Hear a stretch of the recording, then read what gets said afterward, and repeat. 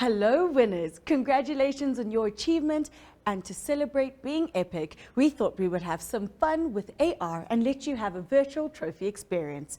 You should have received an email in your inbox and a link to the AR web app. Please click the link. Wait for the loading screen to finish. Allow access to your camera via the on-screen prompt. You should now see your camera view. Please hit the rotate view button at the bottom next to the camera icon to view selfie mode. Position your camera to locate the 3D virtual epic trophy. Position your face next to the trophy, and with your touch screen, you can pinch scale and rotate to your desired size and frame.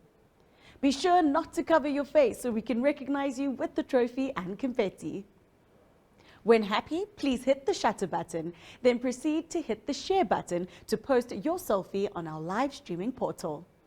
Thank you and congratulations.